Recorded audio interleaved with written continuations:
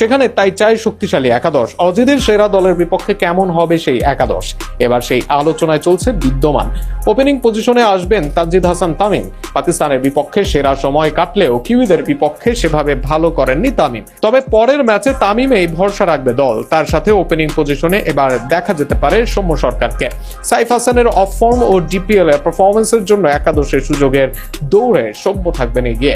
সাবেক অধিনায়ক নাজমুল হোসেন শান্ত আসবেন নাম্বার 3-এ। সর্বশেষ সিরিজের ফর্মটা নিউজিল্যান্ডের বিপক্ষেও কাজে লাগাতে চাইবেন শান্ত। নাম্বার 4-এ আসবেন তাওহিদ হৃদয়। মিডল অর্ডারে এই মুহূর্তে ভরসাযোগ্য নাম হৃদয়।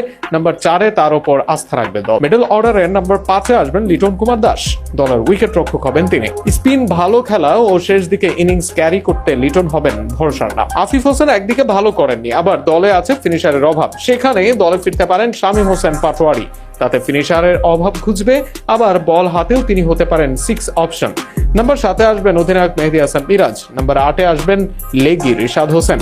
বল হাতে মূল দায়িত্ব তাদের, তবে দলের প্রয়োজনে ব্যাট হাতেও দেখা হবে ঝলক।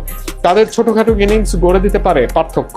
মুস্তাফিজুর রহমান লিড দিবেন পেস বোলিং লাইন আপে। তার সাথে গতির ঝড় তুলতে প্রস্তুত নাহিদ রানা।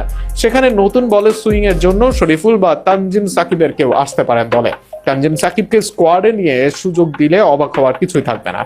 অজিদের বিরুদ্ধে এক বা একাধিক ম্যাচে বিশ্রাম দেওয়া হতে পারে তাসকিনকে। সব মিলিয়ে এটাই হবে জুনে অস্ট্রেলিয়ার বিপক্ষে সম্ভাব্য সেরা একাদশ। এবার দেখা যাক শেষ পর্যন্ত কাদের নিয়ে মাঠে নামে বাংলাদেশ দল।